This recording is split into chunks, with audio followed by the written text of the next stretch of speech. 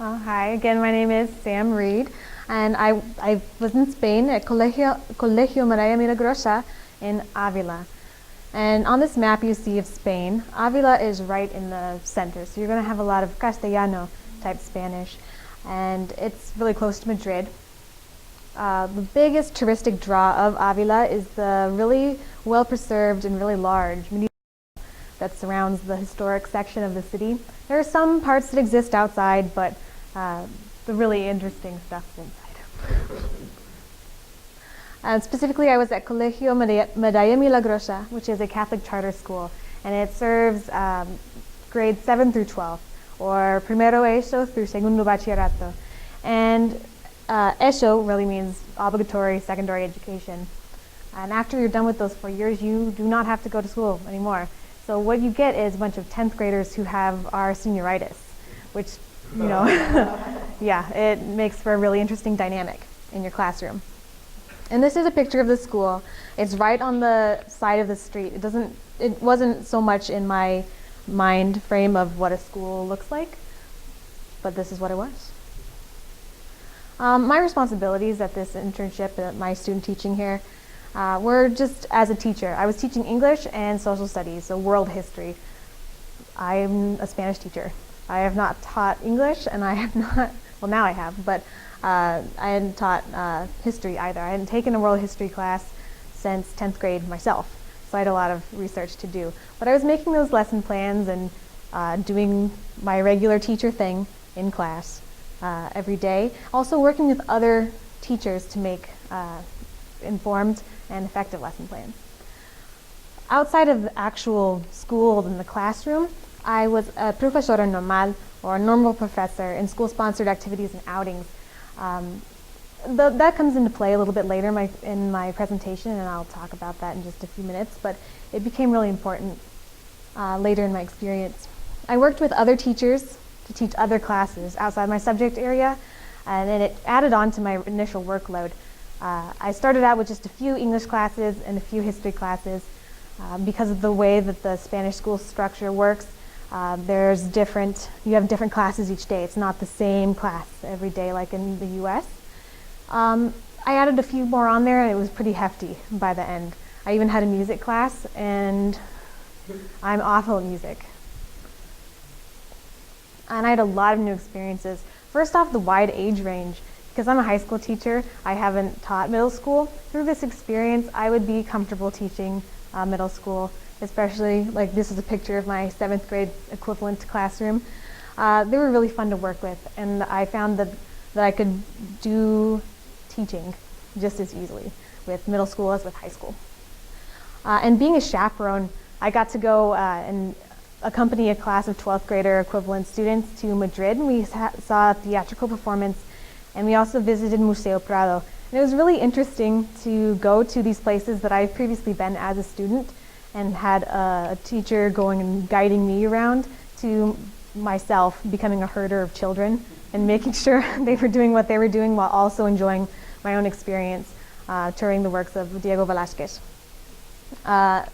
Extracurricular activities were really important as well, because this school actually, this was their centennial celebration. They've been in operation for 100 years. So they had a lot of competitions between students and teachers. So I actually got to sing with nuns and on stage in front of the students, and we played football, and I scored exactly 2 points out of like 50. We conducted interviews as well, because there's a group of students going to Norway to participate in a foreign exchange program, and I got to conduct the English interviews and collaborate with teachers in order to get kids there and see why they wanted to and what they would bring back. And again, I just want to stress, teaching outside the subject area, that was completely new for me. It was a great experience. I learned a lot, and how to bring those subjects into my own subject area of Spanish, just making it more interdisciplinary and just more informed.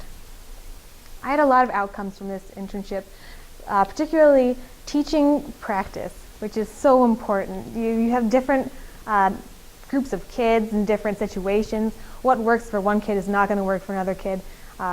And you just need practice and comfort in front of the classroom. You wouldn't think it, but sometimes kids can be intimidating, and they just put their eyes, it's crazy.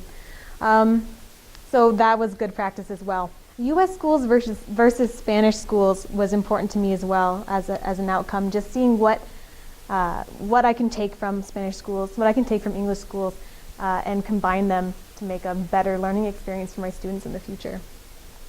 Planning and flexibility came into play as well. There were a few times where I came into the class looking to observe, and they're like, "Oh, hey, you want to teach it?" So I just got thrown in and I taught. But I feel like that'll be very important for the future, because sometimes your plans go awry and you just have to jump in with something you weren't planning to teach and teach it anyway. Something very important for me was knowledge of Spanish culture. I grew up in a place that was predominantly Mexican culture oriented, and just Spanish culture and how I'm going to bring that into my classroom. Authentic experiences is something that I can bring to the table for my students later. Again, what I learned inside and outside the classroom. I developed different classroom management techniques. Again, those 10th grade senioritis students. So I had to look at different techniques that worked, different techniques that didn't work at all, what made them say, "I'm not listening to you, and I'm also going to talk to my friend," and what made them want to participate and what made them eager to learn. And I worked with other teachers for this as well, and asked for their guidance, both for this and for creating lesson plans using the book, which I found that Spain has a heavier reliance on the book, which really works for them. And I was confused because I don't like using the book. And so it was kind of a disconnect, but I feel like it's a little bit more connected now, and I can use that in the future. Outside the classroom, I spoke in Spanish all day long. The grocery store, talking with friends, in the converted monastery that I was living in, with people from all around the world, and I got to interact with youth from everywhere, which is really important because that's my job. I work with youth. Also outside the classroom, traveling safely. I got to travel to Barcelona, Salamanca, Madrid, and also Rome. So knowing how to take those skills and translate them into maybe groups that I take to some Spanish-speaking country, which is pretty common as a Spanish teacher, would be useful. Academically, again, this was an opportunity to practice my Spanish. I am a Spanish student, I'm a Spanish major, and I thought it was a great experience for authentic speaking. And more than just speaking, reading and writing practice, I got a library card. I was at the library all the time. And Spanish literature, but also literature on education. And I got to inform my educational philosophy and make it better, more developed. Professionally, other than having practiced teaching and getting to put this on my resume saying, "Hey, look, I went to Spain to teach," I have a better understanding of the topic that led to continued research. I'm actually doing a symposium project next week on the connection between fun and motivation for second language speakers and learners, which this helped me have a better understanding, more developed understanding of that. In lifetime connections, professional contacts, I met other people who were teachers in Spain who are now in the US that I have contact with, as well as my site supervisors, other teachers that I've worked with. And if I come back to Spain, I have offers of places to stay.